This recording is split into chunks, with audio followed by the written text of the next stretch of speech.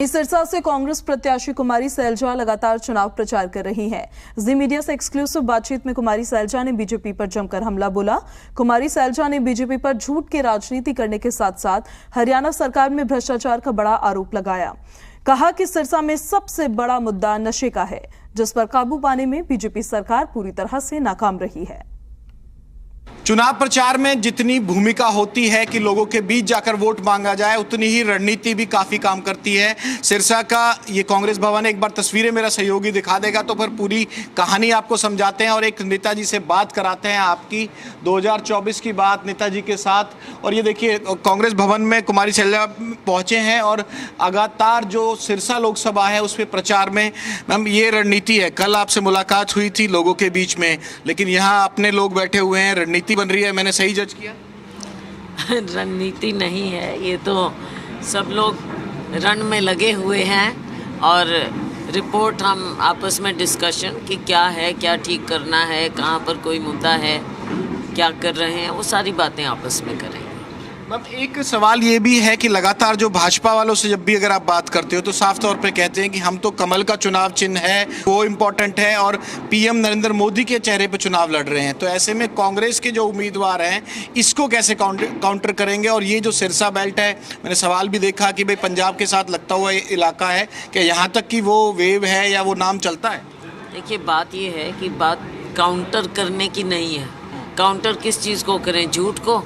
हम तो वैसे ही न्याय की बात कर रहे हैं। बात ये है कि उन्होंने जिस तरह की जन विरोधी नीतियां की हैं और ये कमल वमल जो भी ये बोल रहे हैं, इस चीज़ का आज के दिन मायने ये है कि आप 10 साल का रिपोर्ट कार्ड दीजिए। 10 साल का रिपोर्ट कार्ड इनको देना पड़ेगा। तो उसमें चाहे माननीय प्रधानमंत्री जी हैं, चाहे इनका सत्ता पक्ष है, चाहे राज्य सरकार है, सबको जवाब देना होगा। और आज के दिन जनता मांग रही है।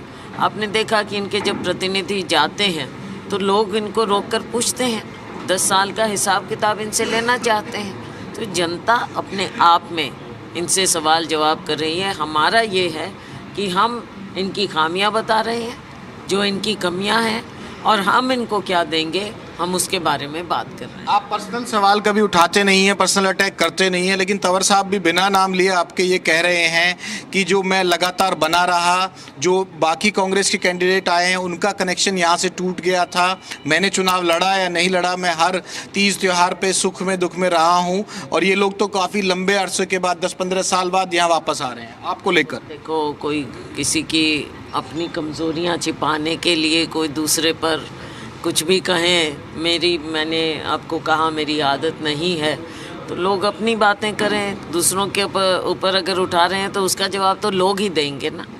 आपका क्या आकलन है अब तक के इस चुनाव प्रचार में, जितना आपने इस पूरे क्षेत्र में, हालांकि आपका पुराना कनेक्शन यहाँ से लगातार रहा है, 2024 में क्या नज़र आ रहा है सैलजा मैडम? 2024 में आप देखेंगे कि जो अगर पूरे देश के परिप्रेक्ष्य में हम बात करें तो इंडिया शाइनिंग का जो हश्र हुआ था वही होता नज़र आ रहा है।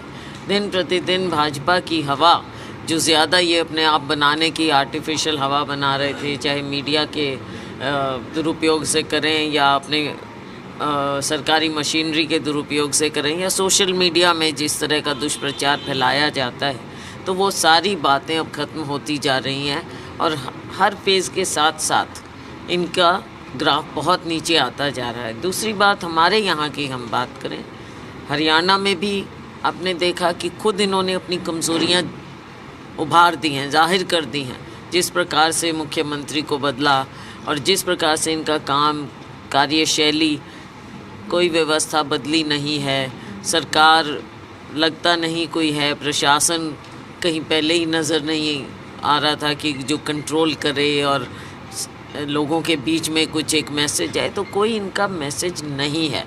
और लोग हर जगह इनसे पूछते हैं, तो चाहे केंद्र की बात हो, चाहे यहाँ की हरियाणा की बात हो। और सिरसा में आपने देखा कि जिस प्रकार से ये भी इनको कहीं अपनी कमी इन्होंने जाहिर की कि कैसे कैंडिडेट को भी इन्होंने बदला और किस प्रकार से यहाँ के जो मुद्दे थे उनको शायद छिपाने के लिए, क्योंकि अगर कोई आएगा उससे पूछेंगे कि भाई आपकी सरकार ने क्या किया, तो सरकार की बातें उजागर ज़्यादा होती हैं।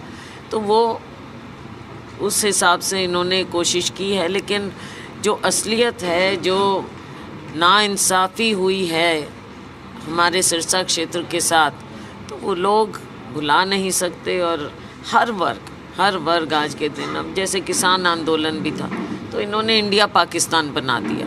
और यहाँ का जो सबसे बड़ा मुद्दा है वो है नशे का, उस पर कोई काबू नहीं है। तो सब यही पूछते हैं कि सरकार प्रशासन कहाँ है, आंख मीचे बैठे हैं या और कोई मामला है इसमें बीच में। तीसरा एक पहलू यहाँ का ये है कि गठबंधन जो हुआ था इस सरकार में, जो अलायंस बनाया था, सबको मालूम था कि ये चुनाव से पहले अलायंस टूटेगा और वही हुआ। नूरा कुश्ती चल रही है, दोनों से लोग दूर जा चुके हैं, दोनों की असलियत पहचान चुके हैं। तो ये इस तरह की बातें हैं, मुद्दे हैं, वो लोग देख रहे हैं। आपने चुनाव लड़े भी हैं, लड़वाए भी हैं, टिकटें बांटी भी हैं, टिकट लेकर आए भी हैं। कुमारी सैलजा महासचिव और सिरसा से लोकसभा प्रत्याशी, एक फाइनल अगर अपना दावा करें तो सिरसा में अब तक के माहौल के बाद जीत का अगर आप दावा करें तो किस तरह से और कितनी बड़ी जीत का दावा करें? देखो, ये दावे करना मैं तो नहीं कर सकती, मैं तो कैंडिडेट हूँ। बाकी ऐसा लग रहा है बिल्कुल कि लोगों ने अपना मन बना लिया है कि भाजपा को करारी हार देनी है और कांग्रेस के साथ उन्होंने लगना है, क्योंकि कांग्रेस में वो विश्वास रखते हैं। 2024 में नेताजी के साथ बात की बात है तो देखिए तमाम मुद्दों पर जवाब दिया और उसके बाद कहीं ना कहीं सीधे कमेंट और सीधे तरह से जो पर्सनल अटैक ना करने की एक छवि है कुमारी सैलजा की, उसी हिसाब से बहुत ज़्यादा कटाक्ष नहीं, नीतियों को लेकर भी केंद्र सरकार पर सवाल उठाए। और उसके अलावा अगर बात की जाए तो हरियाणा के जो भी घटनाक्रम रहे हों और हरियाणा में यहाँ सिरसा की अगर बात करें तो ये साफ कहती हुई नज़र आए कि यहाँ जो नशे का मुद्दा है उस पर कोई बात कर नहीं रहा है और इस तरह की बातें होंगी और लोगों के बीच जब भाजपा वाले जाएंगे तो उन्हें तमाम सवालों के जवाब देने होंगे। कैमरामैन राहुल निर्वाण के साथ विनोद लांबा, जी मीडिया, सिरसा।